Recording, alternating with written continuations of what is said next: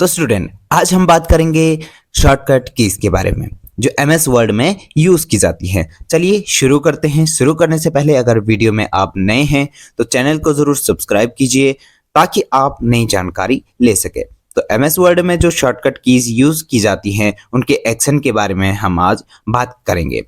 तो पहले की control A all select, control B bold, control C copy, control D font, control E align centre, control F find, control G go to, control H replace, control I italic, control J justify, control K hyperlink, control L align left.